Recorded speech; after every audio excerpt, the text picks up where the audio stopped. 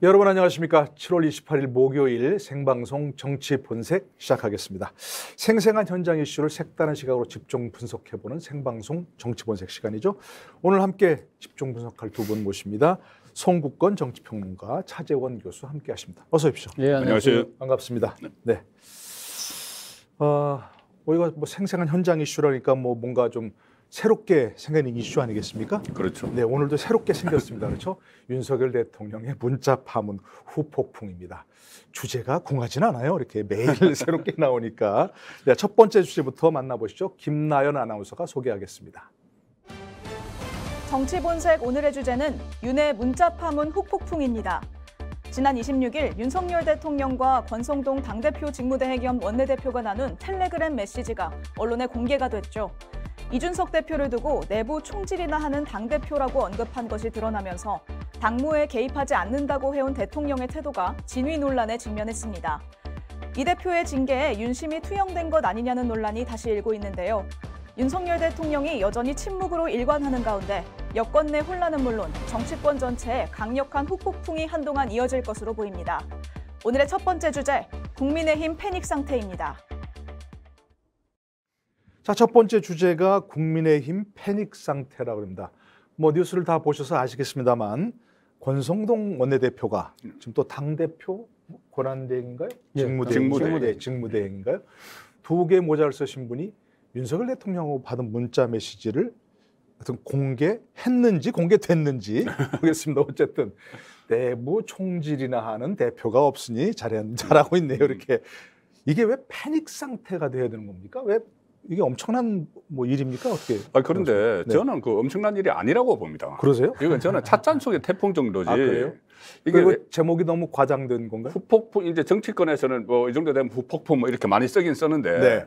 뭐 후폭풍이라고 폭풍이 분다고 생각하는 쪽도 있어요. 네. 그러니까 이준석 대표나 아니면은 저 이준석 대표를 응원하는 민주당 쪽에서는 이것을 폭풍으로 봅니다. 민주당 쪽에서는 계속해서 야당에서는 이 윤석열 대통령이 그 전에 도어 스태핑에서 나는 이제 당무에 관여하지 않는다 이런 이야기를 했는데 이거 당무에서 뒤에서 다 한 것 아니냐 이렇게 논리를 펴는데 그 이야기를 자세히 들어보면은 윤석열 대통령이 이 내부 총질이나 하던 대표가 이제 없어졌으니 당이 잘 돌아간다. 그러면은 거기서 윤석열 대통령이 내부 총질을 하던 대표를 어떻게 이 보이지 않는 손으로 작용을 해서 윤리위에서 이 징계를 하도록 했다. 그건 없어요.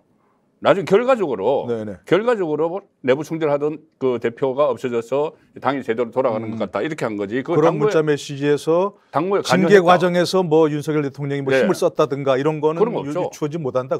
당무에 관여했다 이렇게 지금 몰아붙이는데 저는 당무에 관여했다는 건 거기에서는 없고 그리고 또 사실 윤석열 대통령이 못할 말을 한 건 아니죠.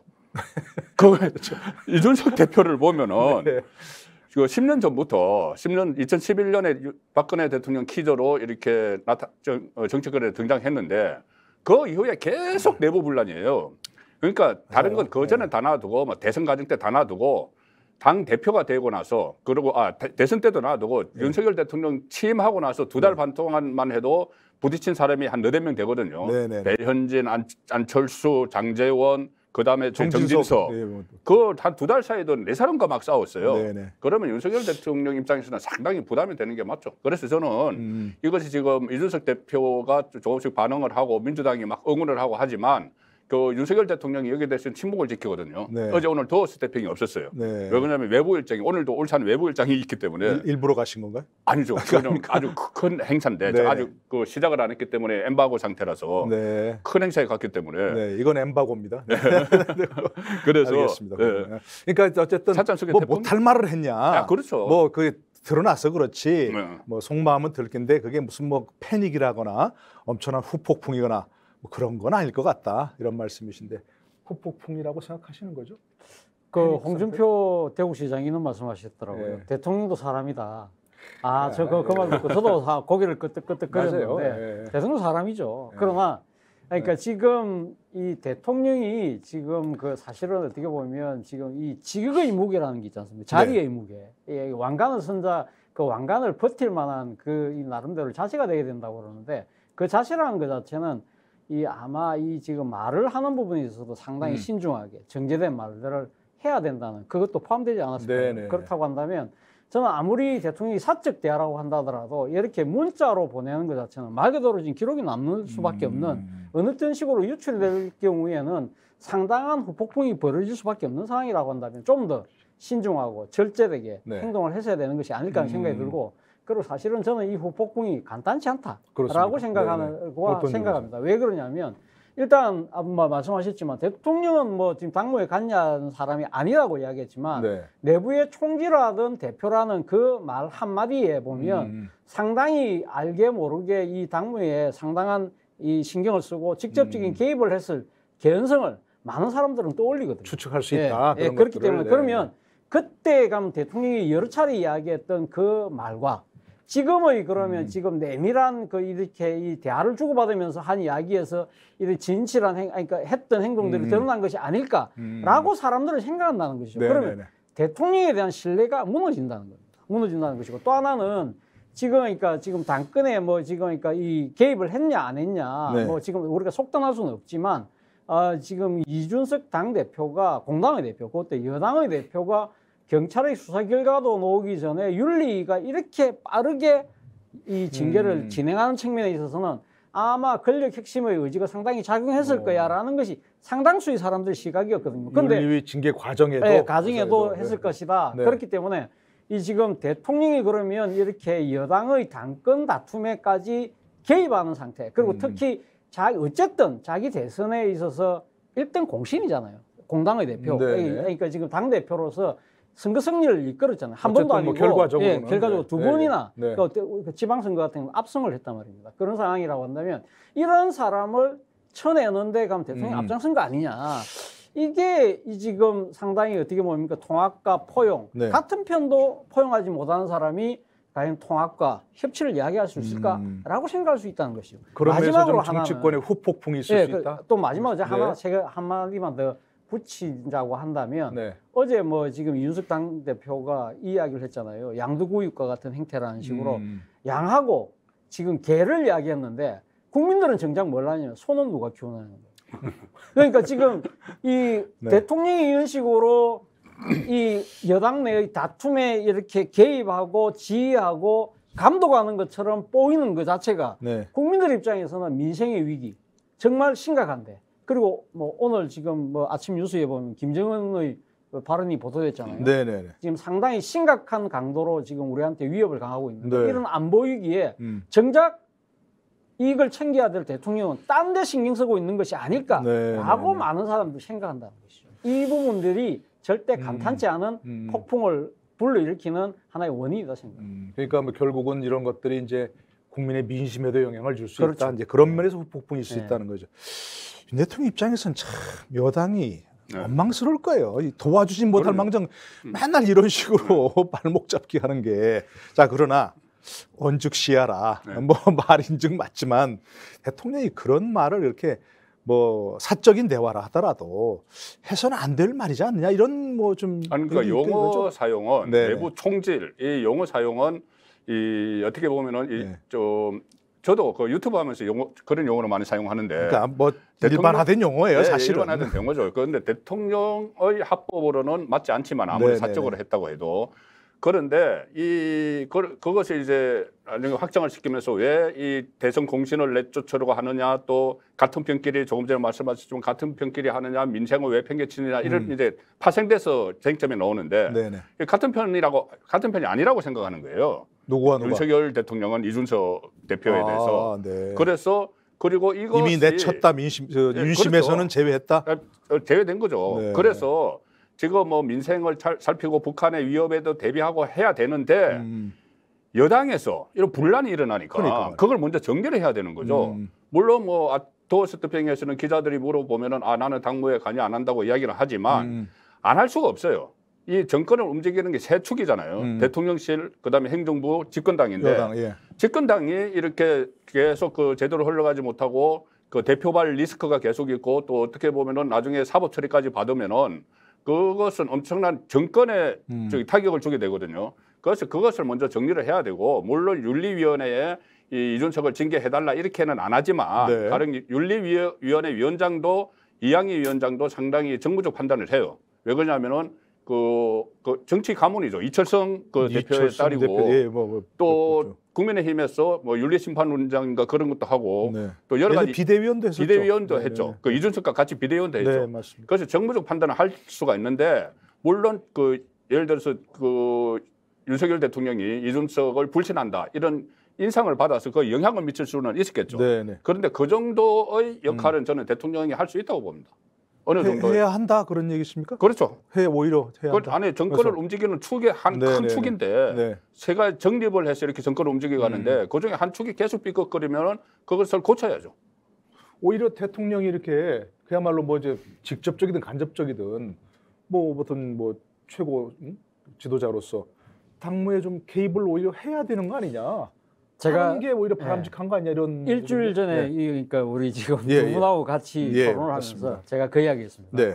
대통령께서 이런 당무는 내가 관여할 사안이 아니라고 거리를 두기보다는 적극적으로 네. 이 당무에 대해서 이런 혼선을 빚고 있는 부분에 적극 정리를 나설, 줘야죠. 나설 필요가 있다고 이야기했거든요. 예. 그런데 그때 지금 그러니까 우리 송고부장님이나 대통령은 약간 거리를 띄워야 된다고 말씀을 하셨는데 네. 사실은 그러니까 문제는 그러니까 차라리 이 진작부터 그러면 당이 이렇게 혼란스럽고 지금 그러니까 당 대표가 이런 불미스러운 문제에 지금 놓여 있다고 한다면 이런 부분들은 빨리 그러니까 지금 징계 절차를 밟아서 빨리 하나된 모습을 보이는 게 좋겠다. 네. 우리가 그럼 새로운 체제를 네. 간다든지 그런 식으로 명확한 메시지를 진솔하게 솔직하게 틀어놓는 것이 낫다는 것이 제 생각입니다. 네. 물론 제 원래 생각은 대통령께서 이 지금 공당의 대표, 여당의 대표가 임기가 정해져 있는데 지금 명확한 근거가 없이 이렇게 징계하는 부분에 대해서는 상당히 선을 끊는 것이 저는 필요하다고는 봤지만 네. 오히려 차라리 이제 이렇게 적극적으로 이 당 수습을 해야 될 것 같다고 네. 생각을 판단했다고 하면 좀 더 진실하게, 진솔하게 이러한 부분들을 적극적으로 나서는 모습으로 해서 수습을 하는 것이 나았던 것이지 네. 자신은 전혀 이 문제는 전혀 신경 안 쓰는 것처럼 하면서 뭔가 관여하고 했던 부분들이 국민들 입장에서는 상당한 배신감을 느낀다는 네, 것이죠. 네. 아까 제가 이야기했지만 대통령의 지금 리더십에 대해서 처음에 이 지금 윤석열 대통령에 대한 여러 가지 리더십에 대한 비판이 많았어요. 그럴 때 대통령이 뭐라고 이야기했습니까? 아, 대통령 처음 해봤어. 이랬을 때 많은 사람들이 들으면서 네. 약간은 애교 섞인 그러니까 표현이 아니냐 이러면서 약간은 좀 흔들리고 있네. 네. 좀 잘 저러다 말겠지 생각했는데 지금은 이제는 불안한 거예요. 그래요. 대통령의 지금 이 리더십 자체가 네. 이 지금 이런 거 하나도 제대로 이 지금 수습을 못해서 음. 계속적으로 문제를 파생시키고 있는데 그 파생시키는 장본인 중에 한 명이 대통령이다. 네. 이런 부분들은 상당히 그 윤 대통령을 지지하고 안 지지하고를 떠나서 대한민국의 대통령이잖아요. 네. 대한민국의 대통령이 이렇게 영이 안 서고 장악이 안 된 상황이라고 한다면 정말 두려운 거죠. 국민들 입장에서. 그 이제 앞으로 또 이제 뭐 좀 이따 마지막에 수습 얘기도 좀 해보겠습니다만 이준석 대표가 이제 이렇게 해서 뭐 다 잘 알겠다 이런 취지 아니에요, 그죠? 반응이 예. 아, 이제 알겠다 확실하게 뭐 하는 얘기인데 그럼 이준석 대표는 가만히 있을까요? 뭔가 이렇게 좀 뭐 반격을 준비하고 있는 거 아니겠습니까? 그런데 네네. 저는 이제 이준석 대표는 그 물론 본인이 그 대통령실에서 이준석 대표가 오해 어깨를 바른다 하니까는 오해 안 한다 완벽히 이해했다 뭐 이런 식으로 그러니까. 또 조롱조로 막 이야기를 맞아요. 했어요. 조롱조 답변. 그다음에 그 뭐 양도구역 이야기까지를 하고 본인이 계속 10년 동안 그 머물렀던 여의도 정치판을 향해서 그냥 일률적으로 양도구역 이렇게 이야기를 해버린 네. 거예요. 자 그런데 저는 이준석 대표는 이제 완전히 어떻게 보면은 현 정부 안에서는 어떤 역할을 하기가 저는 어렵다고 봅니다. 윤석열 네. 정부 안에서 이미 오늘 그 한겨레 신문에서도 파문이라는 표현을 썼던데 파문당했다. 파문당했다. 아예 그러니까 예. 윤석열 진영에서 파문을 당했다 이렇게까지 표현에 나올 정도인데 네. 더 이상 이렇게 어떤 본인이 앞으로 어떻게 할 것이냐. 지금은 전국을 다니면서 팔도 유람 비슷하게 다니면서 젊은 사람들을 만나서 젊은층을 만나서 네네. 본인의 지지층을 지금 확산을 시키고 있죠. 그 전에 취임 1주년 기자회견 때 이준석 대표가 한 말이 있어요. 내가 흑화되지 않게 해달라. 그렇죠. 이런 이야기를 해요. 흑화. 흑화를 제가 찾아보니 이거 게임 용어예요. 맞아요, 그렇더라고요. 예, 게임 용어인데 네. 그러니까는 내 우군 캐릭터가 적군 캐릭터로 되는 게 흑한데 네네. 적군 캐릭터가 되면은 엄청난 파워업이 돼요. 그렇다고 돼요. 엄청 파워업이 되는 거예요. 그래서 그러면 내가 네. 이 윤석열 정부의 이 적군이 되겠다 뭐 이런 이야기가 되는데 지금은 아마 그쪽으로 이준석 대표가 선택을 할 가능성이 있지. 지금 안에서 지금 제가 싸울 수는 그 상당히 어렵다고 보는데 그 네. 방법이야 뭐 어떻게 할지 모르겠지만은 네. 이 현실적으로 어쨌든 지금 윤석열 정부가 같이 가기는 저는 어렵다고 봅니다. 네.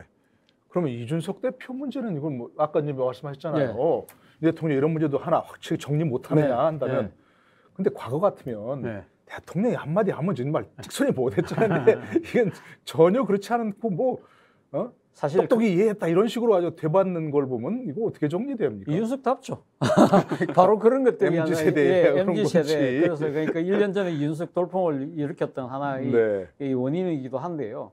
제가 생각할 때는 그렇습니다. 그래서 그러니까 지금 이준석 대표가 이야기했던 흑화, 그때 있을 때 이준석 대표가 이렇게 이야기했던 걸로 제가 기억을 하는데, 내가 흑화되지 않도록 도와달라. 그래 이야기를 했거든요. 그러니까 자기가 직접 가겠다는 소리는 아니에요. 그런데 실제 지금 진행되는 형태가 이준석을 계속적으로 흑화되도록 떠밀고 있는 행동이라는 것이죠. 사실 지금 보면 이준석 대표 입장에서는 상당히 절대 불리하지 않은 구도입니다. 지금 본인이 지금 앞으로 향후 정치를 해가는 데 있어서 뭐 국민의힘이라는 틀을 자기는 먼저 깨지 않겠지만 어쨌든 본인 입장에서는 지금 상당히 당하는 입장이잖아요. 당하는데 문제는 억울하게 당하고 있다고 많은 사람들이 느낄 수 있는 구도로 진행되고 있다는 거예요. 그러니까 일종의 대선 승리, 지방선거 승리를 했던 성장을 그냥 자신들하고 이해관계가 안 맞다고 해서 쳐내는 일종의 정치적 희생양, 토사구팽처럼 보이면서 상당히 동정 여론을 불러일으키고 있거든요. 또 왜 지금 이런 상황이 계속되면 대통령과 대립하는 구도로 가버리잖아요. 그러니까 그래서 본인이 직접 바로 윤석열 대통령하고는 각을 세우지 않고 지금은 보수 지지층들의 상당히 동정 여론을 받고 더 나아가서는 아마 중도까지 아마 생각을 할 것 같은데, 본인 입장에서는 아마 지금 본인이 지금 가장 아킬레스건은 이준석 대표에게 아킬레스건은 경찰 수사거든요. 그런데 문제는 경찰 수사조차도 이준석 대표한테 상당히 유리한 쪽으로 흐르고 있어요. 왜냐하면 지금 이준석 대표에게 대해서 경찰이 만약에 유죄 혐의를 들어서 기소를 했을 경우에 기소 의견으로 만약에 했을 경우는 일단 여론이 뭐라고 반응하겠습니까? 저거 윤심이 작용한 거 아니야? 라고 본다는 것이죠. 그리고 그러니까 특히 문자를 보면 문자 보고 그런 것도 있고, 또 하나는 행정안전부의 경찰국 그 신설. 그것 때문에 경찰들이 이제는 이 사건을 대통령의 핵심 측근이라는 행안부 장관에게 꽉 잡혀 있으니까 그거 보고 수사했네 라고 사람들이 생각할 가능성이 상당히 높다는 것이죠. 이런 측면들을 보면 이준석 대표 입장에서는 결코 불리하지 않은 게임이다. 그렇습니까? 그러니까 버티면 버틸수록, 그렇지만 본인은 그냥 마냥 버티지는 않죠. 그러니까 자기가 지금 상당히 소구력이 있는 2030들 적극적으로 만나고 소외된 지역 다 다니면서 자기가 위민하는 그런 모습 보이면서 상당히 포용하는 모습들을 보이고 있거든요. 뭐 그런 노력 자체가 잘하고 못하고를 떠나서 제가 생각하시는 이준석답다라는 생각입니다. 알겠습니다. 자, 그 문제는 이제 나중에 최종적으로 이제 이 문제를 어떻게 수습할지 여기서 다시 한번 또 따져보도록 하고요. 자, 그런데 이 단초가 된 문자 공개 이게 지금 문제가 되고 있어요. 그래서 두 번째 주제 한번 짚어볼까요? 김나연 아나운서 얘기 좀 해주세요. 두 번째 주제로는 자가 발전 대 자기 폭망이라는 제목을 들고 와봤습니다. 논란의 문자 메시지를 언론에 노출시킨 권성동 대행의 보안 의식이 도마에 올랐는데요. 일각에서는 이 대표를 경계하기 위해 의도적으로 메시지를 노출한 것 아니냐는 의혹 또한 제기되고 있습니다. 당 안팎의 비판이 쏟아지며 권성동 직무대행 체제는 또다시 시험대에 오르게 됐는데요. 이번 문자 파문은 어떤 결과를 불러일으킬지 두 번째 주제 함께 하시죠.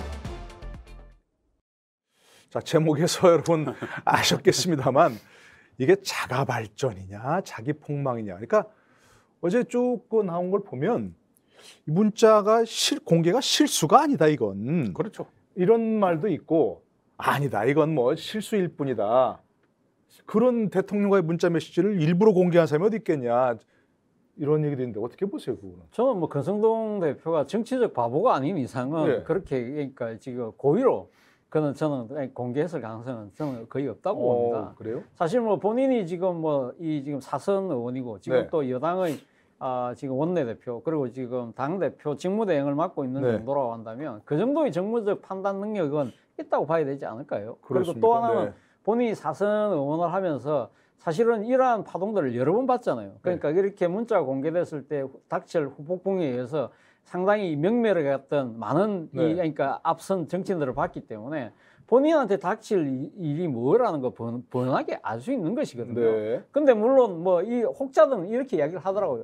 대통령과 상당히 이렇게 밀담을 주고받을 정도로 그러니까. 가깝고 내가 이런 사람이야. 이런 사람이야. 이렇게, 그리고 또 대통령이 계속 이렇게 가야죠. 이렇게 하니까 자신의 6개월 이 지금 대행 체제도 그대로 그러니까 이 지금 간다는 걸 대통령 되시다 이걸 보여주려고 한다. 네네. 그리고 또 한편으로는 이준석 대표에게 상당히 경고의 메시지도 보내는. 네. 그러니까 이거는 윤심이니까 너 조심해라고 이렇게 판단해서 공개했을 거라고 보지만 앞서 제가 계속적으로 이야기했던 여러 가지 부정적이고 후폭풍들을 네. 본인이 그걸 생각했다고 한다면 절대 아까 두 번째 제가 후자에 이야기했던 부분을 이 훨씬 더 정치 이익이 크다고 해서 공개하지는 않았을 거라는 거죠. 그럼 어떻게 보세요? 지금 이제 실수든- 고의냐 실수냐? 실수든 고의든 둘 다 문제죠. 자질의 문제입니다. 네네네. 완전히 그 실수라면은 네. 본인이 사선을 하면서 사선의원에다가 원내대표에다가 그렇죠. 그리고 그 전에 본인이 비키니 사진 보다가 그 포착된 적이 있어요. 맞습니다. 안 하려고 그랬는데 그 얘기는 아니 근데 지금 언론에 다 나와요 그게. 있습니다 당연히. 네, 비키니 사진 많이 보다가 얘기도 포착된 하더라고요. 적이 있다면 자기가 그러니까. 얼마나 거기에 대해서 지금 트라우마가 있었겠어요. 네네네. 트라우마가 있었는데 그것을 다시 이런 중요한 것을 실수를 했다. 그거는 잘 이해가 되지 않고 오히려 저는 이 의도된 쪽으로 보는데 네. 왜 그러냐면은 이거 문자가 윤석열 대통령과 문자 주고받은 게 오전 11시 때예요. 그렇다고 11시 11시 34분인가 예, 뭐 그럴 때인데 이것을 그 언론이 카메라가 포착한 건 오후 4시거든요. 4시 4시에 그것을 다시 켜서 대통령 윤석열을 찾아서 거기다가 강기훈이라는 이름을 이제 추가로 하는 과정에서 딱 걸린 거예요. 네네. 그렇다면은 왜 갑자기 오전에 다 그 서로 이야기가 끝났던 것을 강기훈이라는 이름을 쓰려고 4시에 본회의장에서 그것을 켰을까? 다시 대통령 윤석열을 띄웠을까? 이렇게 보면은 그러니까 그 윤 대통령에게 강기훈 뭐 이렇게 하는 메시지를 보내려고 했던 거 아니에요? 보내려고 했던 거죠. 그러니까, 그러니까. 그 오전에 이미 다 윤석열 대통령과 오고가 다 끝났는데 네네네. 갑자기 거기서 저기 오후에 다시 그것을 꺼내서 했다는 것은 바로 그리고 국회 어서 잘 아시잖아요. 원내대표 맨 뒤에 제일 끝에 앉은. 앉죠. 바로 뒤에 2층에 그러니까 카메라가 바로. 다 있어요. 네. 그러니 저는 그것을 조금 전에 차재원 교수가 이 분석을 했던 것처럼 본인이 그 전에도 윤석열 대통령과 자주 전화를 하는 사이라는 걸 네, 몇 번 이야기를 한 잘 적이 있어요. 하셨어요. 그렇죠. 그래서 지금도 본인이 이 윤핵관 중에서 넘버원이다. 예, 내가 자주 이렇게 저기 문자도 하고 하는 사이다. 핵관 중 핵관이야. 핵관 중 핵관이야. 뭐 이런 것을 가시를 하려고 한 것 아닌가. 그래요? 그리고 거기다가 아울러 이 이준석 대표로부터 윤심은 멀어졌고 윤심은 나에게 있어. 이것을 좀 가시하려고 한 것 아닌가. 저는 그렇게밖에 이해를 할 수 없는 것이 실수라고 보기에는 너무 정말 그 앞뒤가 안 맞는 거예요. 안 맞고 네. 본인이 그런 트라우마까지 있는데 그걸 또 그 실수를 했다. 그것은 그렇게 되면 권성동 의원 본인의 주의력이 너무 산만하고 그러니까. 그 부분이 너무- 문제가 되는 거기 때문에 검사에다가 그동안 또 그런 일도 있었고 예. 사선 의원이고 그런 걸 딱 켜면 기자들이 뭐 주시하고 있다는 거 뻔히 알 텐데. 잠깐 멍 때리고 있다가 이렇게 실수할 수도 있죠. 근데 아니 근데 아까 잠깐만요. 예. 근데 만약에 이제 고의라 그러면 아까 네. 얘기하신 대로 그런 후폭풍의 영장이 있다는 걸 본인이 그렇죠. 너무 알 텐데 네, 네, 그리고 내가 핵관 중에 핵관이야 이준석 보고 있나 네, 이런 네, 정도라면 네, 네. 너무 1차원적인 의도 그렇죠. 아닌가요? 그렇죠. 그렇기 때문에 그렇게 단세포적으로는 저는 사고하지 않았을 거라고 네, 보고 네, 네. 자, 제가 생각하는 합리적인 추측이라고 보는 부분은 바로 아까 강기훈이라는 네. 그 대목인데요. 그러니까 강기훈이라는 분이 지금 뭐 오늘 뭐 보도를 보니까 지금 그러니까 기획비서관실에 네, 네. 근무하는 행정관으로 확인이 된 모양입니다. 그러니까 행정관은 임용 절차를 밟고 있다고. 임용 네. 절차를 받고 네네네네. 있는데 실질적으로 일을 하고 있으니까 음. 그 강기훈이라는 분이 지금 하는 일이 대통령 일정 뭐 이런 부분을 챙기고 하는 모양이에요. 네, 그렇기 네. 때문에 일종의 대통령한테 상당히 아마 이 지근거리에서 여러 가지 일들을 아마 전달도 하고 하는 그런 모양인데 아마 권성동 지금 대표 입장에서는 상당히 아마 대통령에게 뭐 긴히 뭐 보고할 거리가 있었던 것이 아닐까. 네. 그렇다고 한다면 강기훈과 함께 이렇게 문서를 보내겠습니다. 뭐 그 정도 하면서 아마 모르긴 몰라도 이 급하게 아마 떠올렸던 부분이 있을 것 같아요. 아, 오늘 내가 대통령한테 뭔가를 지금 보내야 되는데 그렇다고 한다면 강기훈과 함께 이렇게 뭐 이렇게 문서를 보낼 테니까 한번 보십시오라든지 아마 급하게 연락을 하려고 하는 부분이 불현듯 생각나서 네. 아, 이거 빨리 연락해야 되겠구나. 그래서 잠깐 순간적 보안의식이 허물어진 것이죠. 근데 그 네. 허물어졌다는 그 자체가 상징하는 측면이 저는 뭐가 있냐면 그래요? 일종 네. 본인이 지금 상당히 어떻게 보면 생각지도 않은 지금 당대표직까지 올랐잖아요. 네. 지금 여당의 진짜 원톱이 된 거예요. 그렇죠. 그러다 보니까 너무 정치적 자신감이 붕 뜬 거예요. 그러다 보니까 세상이 지금 너무 만만해 보이는 거예요. 저는 좀 너무 그러니까 거기에서 나오는 스스로에 대한 경계감이 허물어지는 그러한 것도 상당히 지금의 이게 급격한 정치 위상과도 저는 좀 맞물려 있는 것이 아닐까라는 생각이 듭니다. 근데 지금 이제 그 권성동 원내대표 겸 대표 직무대행이 사과를 했습니다. 네. 근데 사과 같지 않은 사과란 또 이렇게 그건 사과를 해야 되는 겁니까? 아니면 해야 된다면 어떻게 해야 되는 겁니까? 어떤 행동으로서 책임을 져야 되죠. 그러면 아니 그게 첫 번째가 아니고 지금 이 정말 권성동 리스크라는 말이 다시 나와요. 그동안 이준석 대표 리스크가 있었는데 이준석 대표가 일단은 어떤 식으로든 정리가 1차적으로 됐는데 다시 직무대행을 맡은 대표 리스크 이야기가 나오는 것도 윤석열 대통령에게는 참 불행스러운 일이에요. 그러니까 말이에요. 거기 처음에 그 금수안박 그 덜컥 합의를 했다가 그 후폭풍이 있었죠. 원내대표 되자마자. 그렇죠. 그랬죠. 그리고 또 이번에 그 사적 채용, 대통령실 사적 채용 그 프레임인데 그 민주당 실장 프레임에 본인이 제대로 걸려들었어요. 뭐 9급 그 가지고 뭘 그러느냐. 그죠. 뭐 7급을 해달라고 압력을 넣었다. 이런 식으로 해서 이게 어떻게 보면은 큰 문제가 아닌 그러니까, 저 여론이 사적 채용에 대해서 이렇게 비판적으로 할 일이 아닌데 권성동이 그 9급 이야기하는 바람에 이게 완전히 그런 작용이 일어나 버렸거든요. 그 돈 가지고 어떻게 살아 이러면 9급 전체를 어떻게 얘기하는 거예요? 공무원들이 지금 많은데. 그 9급 공무원 시험을 보려고 지금 노량진 거기 얼마나 많이 있는데. 그러니까요. 그러고 그런 것이 민심을 이반을 시키고 이번에 또 결정적으로 실수든 고의든 이것도 어쨌든 윤석열 대통령에게 상당한 이 누를 입히는 뭐 그러니까 윤석열 대통령에게가 아니고 저 새로 출범한 지 2달 반밖에 안 되는 정부에 정권에 상당한 이 악영향을 미치고 있기 때문에 저는 이 어차피 직무대행이면은 지금 2가지 다 하기에 권성동 그 대표의 역량이 미치지가 못하는 것 같아요. 직무대행과 원내대표. 그런데 원내대표는 내년 4월까지 임기가 있기 때문에 직무대행 자리를 내려놓으면서 자연스럽게 단기 비대위를 만들고 단기 비대위에서 조기 전당대회를 준비를 하는 그 절차로 저는 가야 된다고 봅니다. 그래요? 그렇게까지 지금 바로 그냥 그만두라는 쪽으로 이렇게 얘기를 해야 됩니까? 그러니까 3개월 사이에 3번의 큰 정권에 부담을 주는 일을 했는데 계속 이렇게 대행 체제로 끌고 가는 게 맞느냐 그 문제가 되는 거죠. 그것도 좀 너무 버겁다. 원내대표도 사실은 뭐 굉장히 할 일이 많은데 집권 여당 원내대표로서 또 소수 여당 아닙니까? 그러면 굉장히 힘든데 당 대표 역할까지 할 일이 너무 버겁다.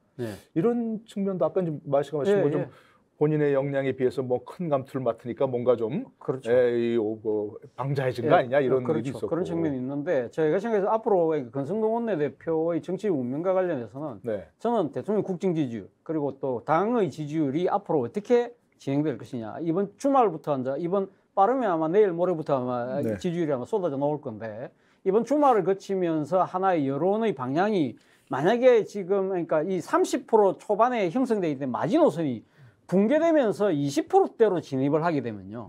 이 대통령 국정 지지율이 그리고 또 국민의힘 지지율이 지금 뒤집어졌는데 민주당하고 뒤집어졌는데 그 격차가 벌어지는 상황으로 가면 저는 당내에 침묵하고 있는 다수의 의원들이 어떤 식으로든 문제를 제기하고 나설 거라고 봅니다. 그러면 이러한 상황에서 말씀하신 것처럼 지금 이 2개를 한꺼번에 하는 부분은 정말 문제가 있다. 그리고 또 이 권성동 원내대표에 대해서 분명한 정책 책임을 물어야 된다는 이야기가 네. 당내에서 터져나올 수밖에 없다. 그리고 대통령 입장에서도 당 국정 지지율이 지금 하니까 20%대로 진입하는 순간은 상당히 아마 특단의 대책을 내놓을 수밖에 없는데 네. 그렇다고 한다면 제가 생각했을 때는 대통령실의 참모진 개편 좀 더 나아가서는 뭐 또 다른 부분의 인사까지를 한다고 한다면 그게 발맞춰서 당에서도 그런 요구가 네. 자연스럽게 나올 수밖에 없을 것이다. 결국 관건은 민심의 향배입니다.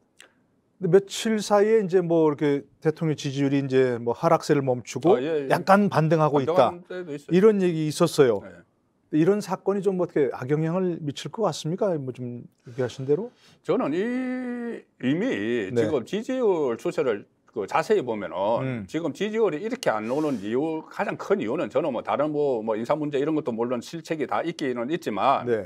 이 민주당 지지자들이 전혀 이 윤석열 대통령이 뭐를 하든지 거기서 찬성을 보내지 않는 거예요. 네. 그래서 지금 뭐 갤럽이나 제가 다 리얼미터나 뭐 이렇게 다 조사를 해보면은 이 응답자가 예를 들어서 1000명이면 한 33% 정도가 더불어민주당 지지층이 표집이 돼요.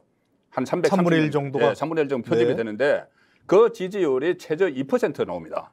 2%, 5%, 6% 이렇게 나와요. 네. 그러면 전체 응답자의 3분의 1이 아예 지지를 안 하는 거나 마찬가지인데 네. 나머지에서 그걸 어떻게 보면 50%, 60%를 끌어올릴 수가 있겠어요. 그러니 물론 뭐 그 중도층도 많이 빠져나가고 보수층도 빠져나가고 하기는 했지만 네. 가장 큰 것은 전혀 이 민주당 지지층이 윤석열 대통령을 아예 인정을 안 하는 식으로 저는 그렇게 나가고 있다고 보거든요. 네. 그 상황이라면은 지금 이런 거 문자 이런 것은 어차피 그쪽에는 그 뭐 영향을 안 미쳐요. 그 민주당 지지층에서는 네네. 어차피 다 빠져나가 있기 때문에. 네네네. 그렇다고 또 추가로 지금 이미 빠져나간 보수나 중도층에서 이 문자 때문에 추가로 빠져나간다고는 저는 안 보거든요. 그렇습니까? 예, 저는 그 지금 이미 빠져나갈 건 다 빠져나갔어요. 그래서 지금 반등 이야기가 나오고 그 지지율이 갤럽 같은 경우는 동일하게 지난주에 나왔죠. 그리고 일단 내일이 금요일이니까 그 네. 갤럽 여론조사를 봐야 될 텐데 네. 이번에 그렇게 저는 그 추가로 빠지리라고는 보지 않아요. 네.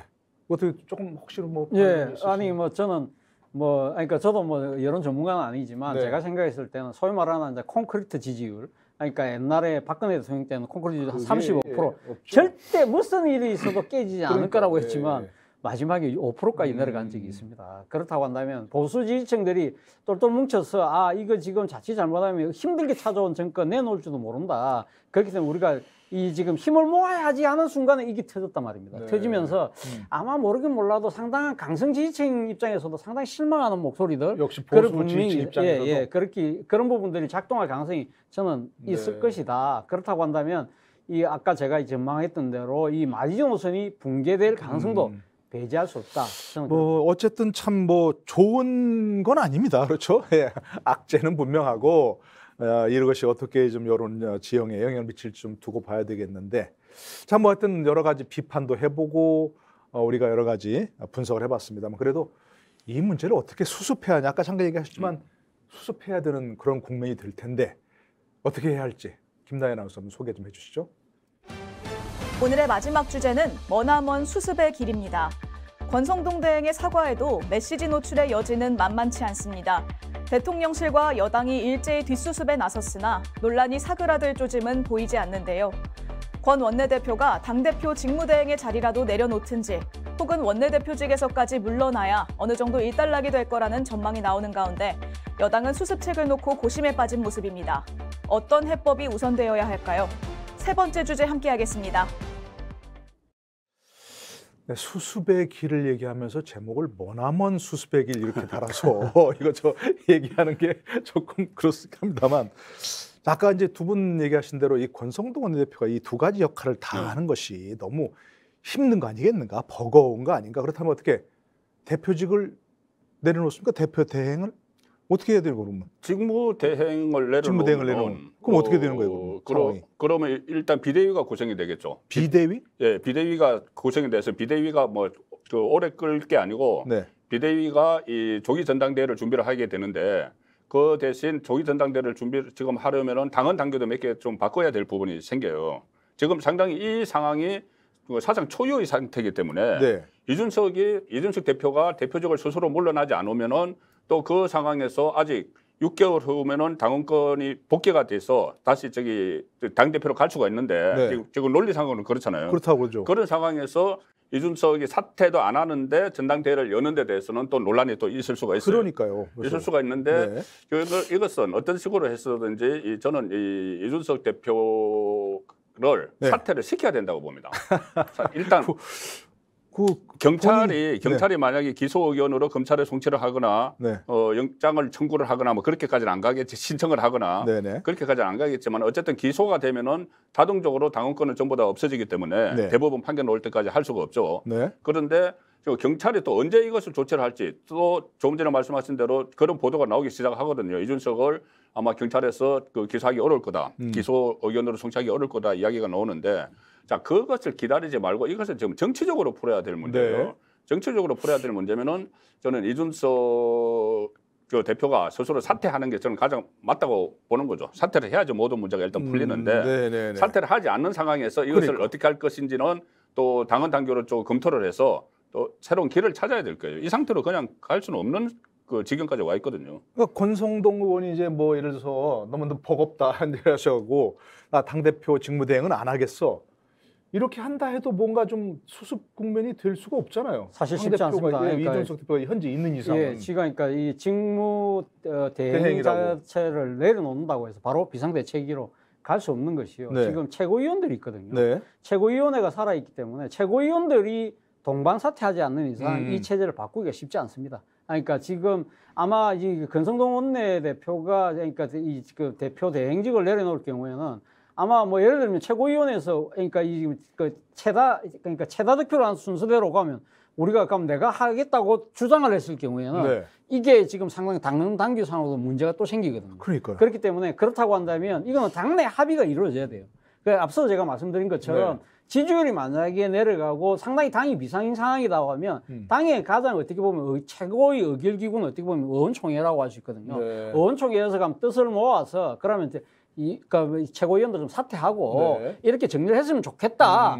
그런 식으로 해서 그럼 최고위원들이 그걸 받아들여야 되는데 최고위원들 중에는 보면 또 이준석 키즈가 또 있단 말입니다. 네. 친이 이준석 패들도 있기 때문에 이분들이 가면 받아들일 것이냐? 그것도 쉽지 않다는 거죠. 그렇다고 한다면 저는 좀 이렇게 제가 정치적 상상력을 발휘해 봤을 때는 네. 제2의 언양해동 같은 게 좀 필요한 것이 아닐까?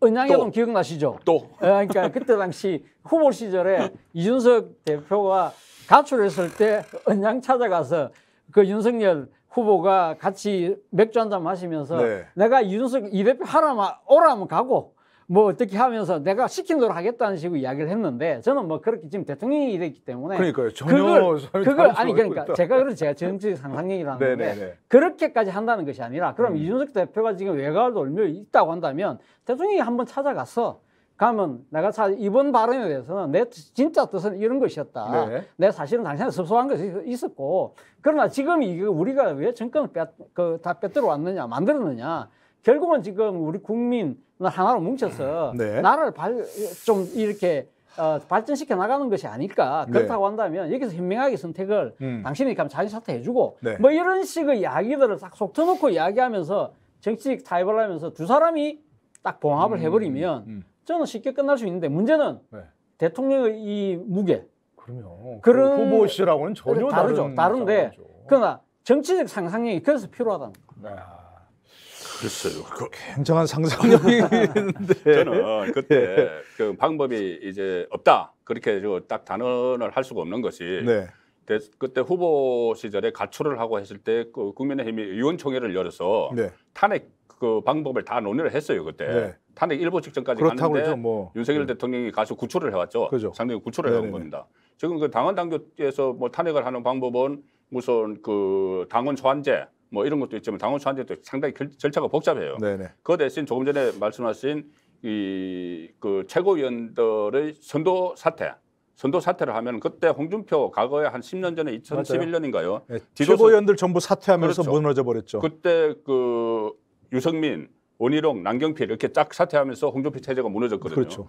지금 물론 안에 이 이준석적인 최고위원 뭐 김용태를 비롯해서 한 두 사람이 있지만은 네. 또 뭐 성일종도 또 그쪽이기는 한데 어쨌든 이 의원총회에서 중지를 모아서 도저히 이 상태로는 안 된다. 우리가 비대위로 가야 된다. 이준석을 사퇴시켜야 된다고 하면은 친 이준석 최고위원들이 끝까지 버티지를 못하죠. 그렇게 되면은 의원총회에서 이렇게 중지로 모아버리면. 그러니까 지금 이제 두 분 말씀하시는 건 어쨌든 그런 식으로 해서 조기 전당대회로 새로운 대표를 선출해야 한다 빨리. 예, 그런 얘기인 거죠. 그러니까 그렇죠. 그게... 그러니까 지금 아까 예. 제가 말씀드린 대로 당헌 당규에 따라서 만약에 이렇게 비상대책위가 들어서고 조기 전당대회에 가려고 하면 당헌 당규를 개정해야 되잖아요. 그렇다고 한다면 지금의 현지도 체제가 이준석 당대표만 빠졌다고 해서 이게 무너지지 않거든요. 그렇다고 한다면 앞서 말씀하신 것처럼 그러니까 지금 최고위원들이 동반 사퇴를 통해서 이 지도부 체제를 허무는 것이 바람직해 보이고 또 하나는 지금 그러니까 의원총회에서 그러니까 예를 들면 이준석 당대표에 대한 이 탄핵의 사례를 말씀하시면서 그런 식으로 할 수 있다고 하는데 문제는 그러니까 대선 때 그때가 제 기억으로는 이준석 당대표의 두 번째 가출 때였는데 그때는 진짜 당이 이번 대선에 이겨서 완전 폭망하구나는 위기가 보수 지지층 내에서도 엄청났어요. 그렇기 때문에 이준석이라는 당대표도 결국은 자기가 그러니까 자기 뜻을 끊고 같이 손을 잡았던 측면이 있는데 이번에 만약에 지난번 두 번째 가출 때 대선 과정에서 두 번째 가출 때처럼 당 소속 의원들이 야 이준석 진짜 나쁜 놈이지 이렇게 하면서 몰아가면서 했을 때 문제는 여론이 어떻게 받아들일까. 지금 아까 제가 이야기했잖아요. 그러니까 이준석은 지금 당하는 입장, 정치적 희생양, 억울한 측면 이런 걸로 사람들이 받아들이고 있는데 이런 상황에서 의원들이 그러면 윤핵관 중심으로 해서 똘똘 뭉쳐서 가면 이준석 우리 탄핵시키자. 그러면 전투에서는 이길 수 있어요. 그러나 전쟁에서 못 이긴다는 거예요. 민심을 잡아야 되는 전쟁인데 이 전쟁에서 가면 상당히 당장 2030들이 이제 떠납니다. 2030들이 당장 민주당 가지 않겠죠. 민주당 가지 않는다 하더라도 국민의힘은 우리는 다시 다 안 볼 거야. 라고 돼버린다고 한다면 앞으로 지금 5년 가까이 남아있는 이 국정을 어떻게 끌고 갈 겁니까? 그러니까 그러면 2년 뒤 총선을 어떻게 치를 겁니까? 아니 그러면 그 조기 전당대회랑 결국 이준석 아웃이라는 걸 전제로 하는 거 아니에요? 그러니까 이준석이 동의를 할 수 있는 상황까지 가야 된다. 그렇기 그러니까 때문에 제가 아까 해서 물러나고 그렇기 때문에 이준석 제가 잘못했습니다. 저도 이 책임을 지고 저도 물러나겠습니다. 하시고 순순하게 승복을 끌어내려고 하면 아까 제가 정치적 상상력을 위한 이야기가 대통령님께서 이 발언의 직접 당사자이기 때문에 이거는 국민들한테 해명할 필요 없어요. 저는 이준석을 만나서 이준석한테 내가 사실은 이런 내가 섭섭한 측면도 있었지만 내가 좀 강한 측면이 있었네. 그러나 우리가 지금 왜 우리가 정권 잡았냐. 그렇게 하면서 달래면서 포용하면서 데리고 가는 수밖에 없다는 거예요. 그렇게 가면 시한폭탄을 다시 안 넣은 거죠. 이준석 스타일에 그렇게 한다고 해서 또 그거는 정말 이 일반적인 당대표 역할에 만족할 것이냐. 또 내부 총질 또 시작할 거예요. 그렇게 다시 안 끌어놓으면. 습관적 총질로? 그렇죠. 지금 지금 또 윤핵관을 계속 공격을 하고 있는데 가령 이렇게 봉합을 한다고 해도 안에서 또 내부 총질이 일어납니다. 그러면 나중에 윤석열 대통령에게 더 큰 부담이 돼요. 저는 지금 어떤 식으로든 정리하는 게 맞다고 보는데. 근데 그게 계속 정리가 맞지만 정리가 되냐고 사실 강제로 뭐 할 수 있는 상황이 아니잖아요. 그러니까 의원총회 같은 데서 중재를 모아서 최고위원들을 선제 사퇴하도록 하든지 뭐 여러 가지 방안을 강구를 해야죠. 왜 그러냐면 지금 안 한다고 해서 이준석 리스크가 없어지는 것이 아니고 더 커지고 2030을 계속 이야기를 하는데 2030 정확히 해야 됩니다. 남성입니다. 2대남. 왜 그러냐면은 그때 대선할 때 출구조사 결과에 의하면은 58% 20대 남성 58%가 윤석열을 지지를 했지만 20대 여성 58%는 이재명을 지지를 했어요. 거의 반대였죠. 자, 그렇다면은 이것은 2030을 모두 가지고 있다는 그 인식부터가 일단은 잘못된 것이고 그다음에 토사구팽 이야기를 하는데 이것도 충분히 저는 토사구팽이 아니고 토끼 사냥 놓칠 뻔했어요. 이준석 때문에. 토사구팽이라는 게 토끼 사냥이 끝나고 나서 사냥개를 삶아 먹는다는 건데 아직 토끼 놓칠 뻔했습니다. 두 번 다. 거기서부터 좀 의견이 갈리는 거예요. 사실은 그렇죠. 대선 때. 대선 때 뭐 어쨌든 공을 세운 거 아니냐 이런 분인데 그러니까 만약에 이준석이 아닌 다른 사람이 그 자리에 있었으면 더 크게 이겼다. 이제 그런 게 거기서부터 이제 의견이 갈리는 거 지방선거도 마찬가지예요. 지방선거도 경기도 같은 경우에 김원회 또 강용석 단일화 이 부분에 대해서 끝까지 반대를 하는. 그래서 김동연 지사가 됐다 그런 말씀이신 거죠. 그런 결과적으로 수치를 보면 그렇게 좀 나오는 상황이니까 어쨌든 이 토사구팽이라는 것도 저는 말이 안 맞다고 생각을 합니다.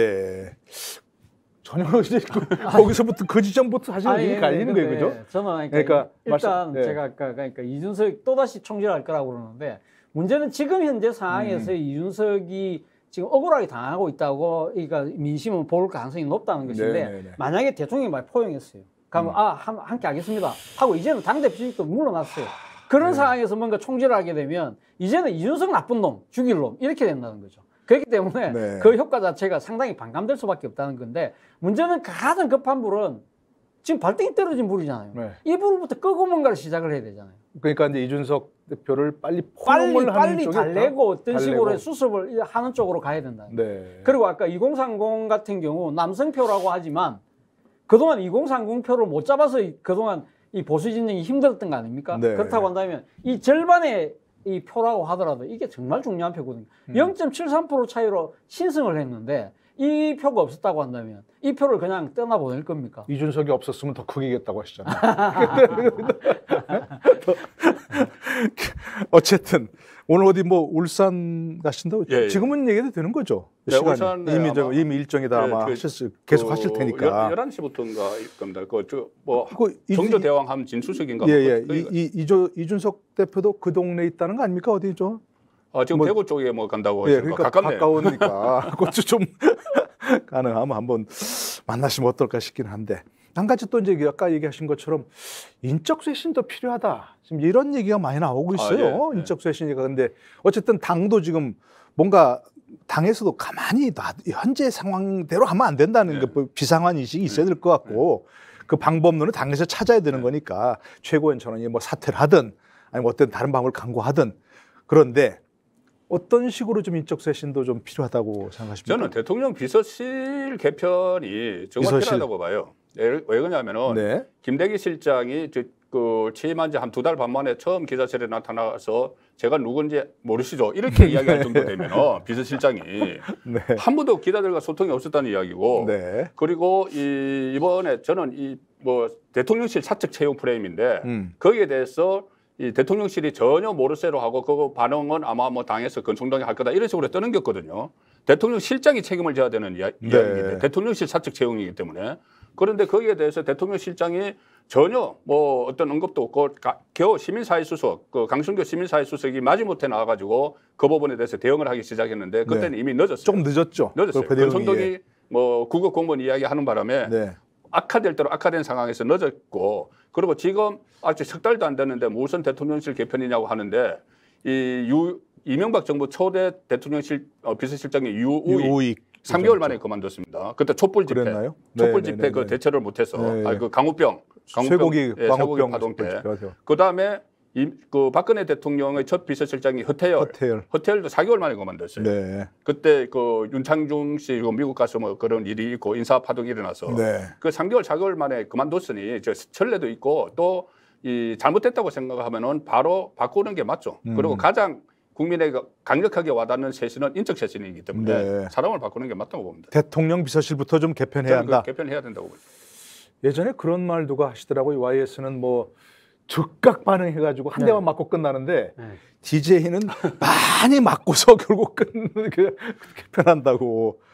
뭐 전격적인 무슨 뭐 이렇게 개편 같은 게 좀 필요하다고 보시나요? 저도 그 부분에 공감합니다. 그러니까 지금 대통령 비서실장을 비롯해서 그러니까 지금 대통령 참모를 저는 대대적으로 바꿀 필요가 있다. 그러니까 가장 책임이 있는 대통령 비서실장이 원래는 뭐 경제 전문가라고 해서 경제 상황이 어려우니까 모셨다고 하지만 정책 전문가라고 그러죠. 정책 전문가, 경제 전문가인데 지금 정무적인 판단 자체가 전혀 대응이 안 되고 있잖아요. 그렇다고 한다면 진짜 정치를 좀 아는 사람이 그리고 또 대통령에게 가감하게 직언할 수 있는 사람을 데리고 와야 되고 또 하나는 이 대통령실에 지금 너무 지금 편중되어 있는 검찰 출신들 저는 좀 정리할 필요가 있지 않나. 그중에서 예를 들면 가장 문제가 됐던 총무비서관 성희롱 논란 그리고 또 공직기강 비서관은 간첩 조작 논란 이런 식으로 언론으로부터 엄청나게 질타를 받았는데 그 사람들을 껴안고 가는 바람에 상당히 대통령이 지지율은 무너지는 그런 측면이 있었거든요. 그런 부분들을 만약에 정리하게 되면 이제 대통령이 좀 바뀌네 우리 말 듣네 라는 생각을 하지 않을까 하는 생각이 들고 그리고 또 저는 뭐 내각에서도 조금은 그러니까 내가 뭐 바꾸기 힘들다고 한다면 말 그대로 책임 총리, 책임 내각 하면서 실질적인 권한을 가감하게 주는 그러한 그 국정 쇄신도 필요하다는 생각이 듭니다. 네. 자, 그런데 이제 뭐 지금 말씀하신 대로 예를 들자면 대통령실 뭐 개편 있고, 근데 한동훈 장관, 법무부 장관이 그 나름대로의 어떤 뭐 스타가 됐다 그러나요?